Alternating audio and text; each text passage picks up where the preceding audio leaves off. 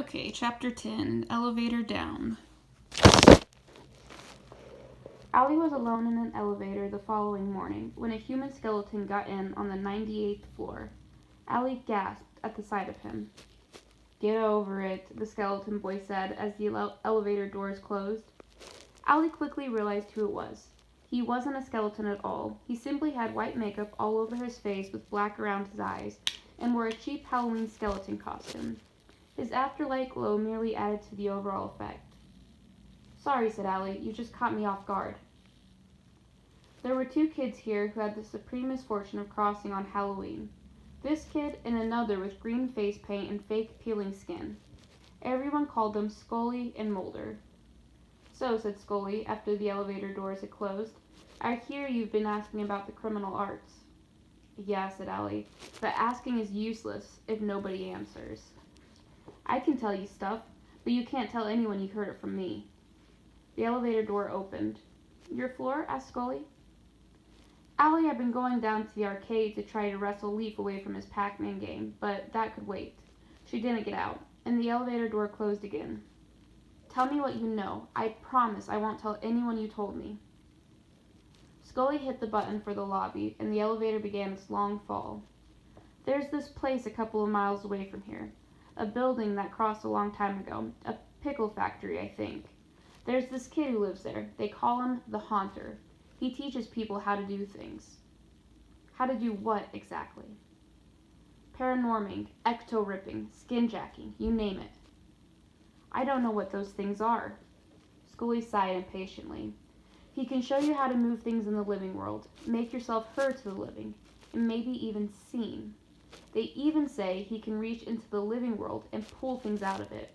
He can actually make things cross into Everlost." "And he can teach this?" "That's what I hear." "Have you ever met him?" Allie asked. The kid backed away a little. "I know kids who went there, but they didn't come back." Allie just shrugged it off. Maybe after visiting the Haunter, they found something better than this. Maybe they didn't come back because they didn't want to. "Maybe," said Scully. "If you want, I'll get you the address." Allie was going to ask him more, but the doors whooshed open. He stepped out, and a gaggle of little kids swept in from the lobby on their way to higher places. Nicholas. It had taken him hours to remember his name, and now that he had captured it, he wasn't letting go. His name was Nick. Nick something or other. It was a Japanese last name because his father was Japanese. His mother was Caucasian, although he couldn't quite remember the details of either of their faces. But that was a battle for another time. Right now, holding on to his first name took all his attention. Nicholas. He would remember his last name too. He would. He had to. Even if he had to track down his own grave and read it there, he would know his last name again. He would keep them both, and no one would call him Hershey or Codberry or anything chocolate related. Nothing other than Nicholas. He took scraps of paper from his room and wrote it over and over again, shoving a tiny slip into each of his pockets, in every drawer, under his mattress, and even under the cushions of the sofa that Leif slept on. Leif wouldn't care. He hadn't been back to the room for days anyway. Nicholas, maybe even Nico. He was interrupted by Allie pounding on the door. He knew it was Allie, because she was the only one who ever pounded. Mary's knock was gentle and refined. Allie knocked like she wanted the door to fall down. "I'm busy," said Nick. "Go away." But she just kept on pounding, so he had to let her in. When Allie stepped in, she looked around as if something was wrong. "Nick, what are you doing in here?" Nick turned around to look at his room, and for the first time he saw what he had done. There were little scraps of paper everywhere, not just in and under things, but all over the room. It looked like the place was covered in a dusting of snow. He hadn't just used the paper in the drawers. He had torn out all the pages of all the books on the shelves, Mary's books. He had torn them to shreds and had written Nick on every little shred, both front and back. Only now did he notice it was daylight. Hadn't he started this at dusk? Had he been doing this all night? Nick was speechless. He had no idea how this had happened. It was as if he were in a trance, broken only by Allie's arrival. The weird thing about it was that a part of him wanted to throw her out and get back to his work. His important work. Nick. Nicky Nicholas. Just like the kids playing kickball or the kids watching the Love Boat every day until the end of time, he had found his niche, and he hadn't even realized it. He looked at Allie, pleadingly, opening his mouth but unable to say anything. He felt a certain shame about it that he couldn't explain. "It's all right," Allie said. "We're getting out of here." "What?" "You heard me. We're leaving." Nick resisted. "Leave here? Leave Mary? No, I don't want to leave." Allie stared at him like he was a mental case. Maybe he was. "What do you want to do? Stay here writing your name forever?" "I told Mary I wouldn't leave." But then, thought Nick, that was before she thought she so thoroughly rejected his sorry butt. Allie scowled, and Nick thought she might start ranting about what a terrible person Mary was and blah, blah, blah. But she didn't. Instead, she said, "If you really want to impress Mary, if you really wanted to be useful to her, then you need to learn a skill." "What are you talking about?" "How would you like to be able to talk to the living? Or better yet, how would you like to reach into the living world and actually pull things out of it?" Nick shook his head. "But that's ecto-ripping. Mary hates it." "She only hates it because no one here can do it. And just because Mary calls them the criminal arts doesn't mean they really are. They're only criminal if you use them in a criminal way. Think about it, Nick. If you come back with me and learn all there is to know, you can come back with food and toys for all our little kids.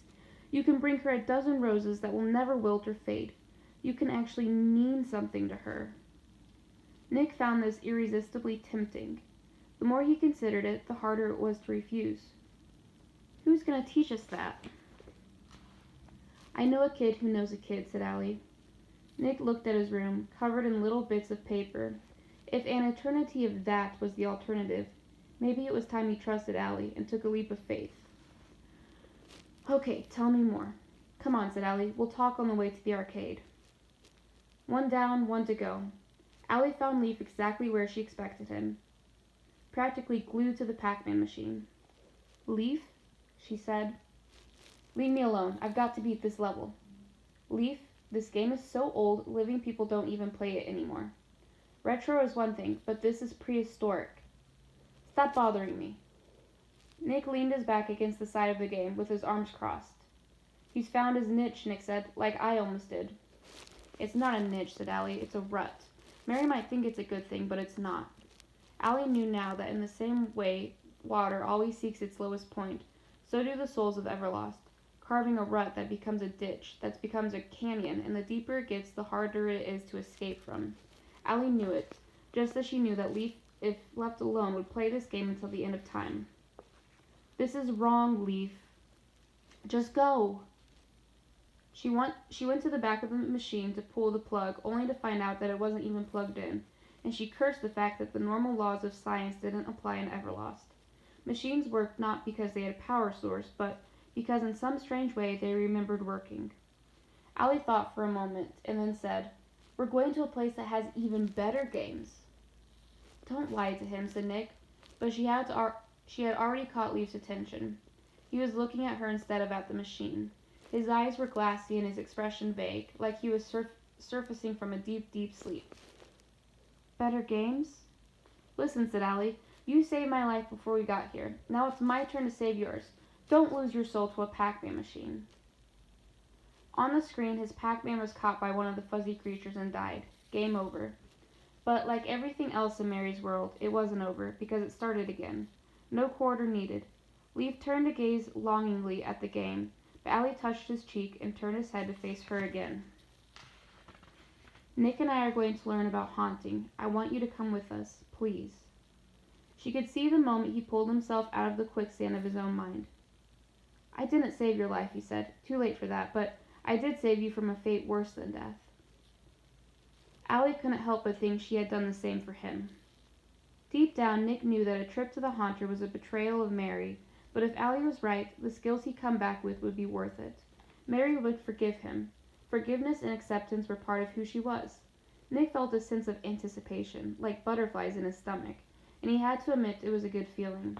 It felt almost like being alive. Allie had gotten directions from Scully. It wasn't too far away, but there was no safe time to leave. As Everlost was a world of insomniacs, there was always someone there to see every move they made.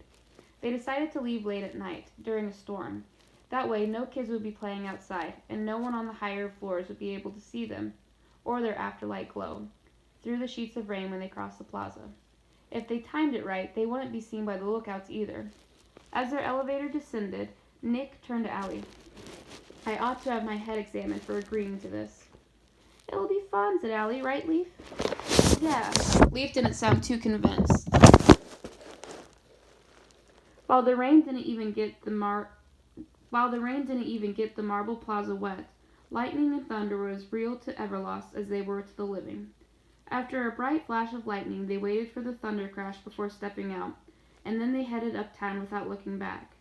Had they looked back, however, they would have seen Vari peering out from the second floor, watching them as they left. Next to him stood Scully. Once Allie, Nick, and Leif were out of sight, Vari gave Scully a single cherry jelly bean, his reward for a job well done. Okay, and then here is an excerpt from one of Mary's books.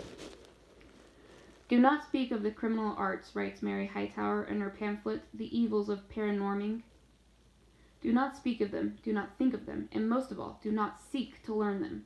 Attempting to influence the living world can only lead to misery. Okay, and that's the end of chapter 10. I don't know, should we read chapter 11?